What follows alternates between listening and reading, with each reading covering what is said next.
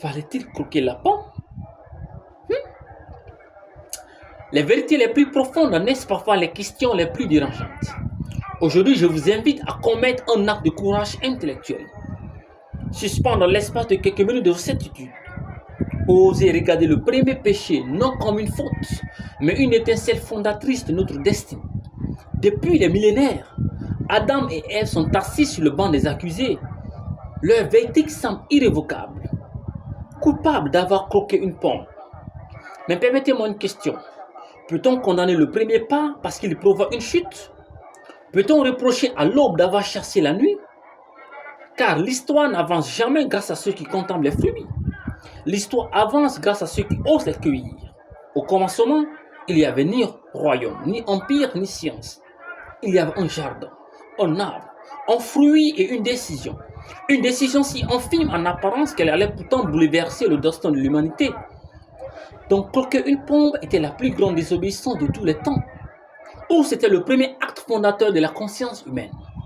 C'est autour de ces interrogations vertigineuses que s'articule notre réflexion, je cite. Fallait-il croquer la pomme? Je répondrai oui. De par nos croyances religieuses, le christianisme comme l'islam condamnent bien sûr la désobéissance.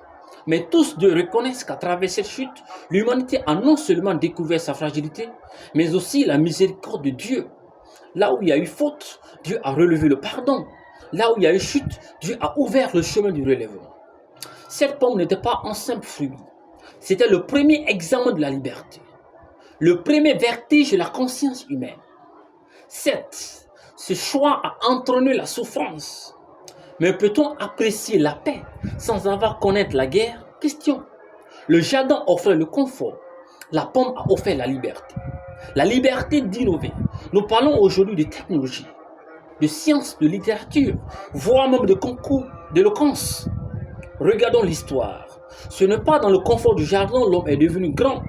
C'est dans l'épreuve de la liberté, comme l'affirmait Victor Hugo. La liberté commence où l'ignorance finit. Fin de citation. Galilée a défié les croyances de son époque pour devenir un grand héros. Marie Curie a risqué sa santé pour faire avancer la science. Nelson Mandela a sacrifié sa vie pour la liberté de son peuple. Honorable Mamjuri, aucun progrès n'est né dans l'obéissance aveugle. Oui, Adam et Ève ont chuté, mais cette chute a permis à l'humanité de progresser. Cette chute a permis à l'humanité de bâtir un monde responsable. Responsable où nous nous retrouvons en train de défendre nos idées, en train de compétir, en train de s'aimer. Oui, il fallait croquer cette pomme pour que l'humanité sache que Dieu est miséricorde, Dieu est humble et Dieu pardonne. Merci.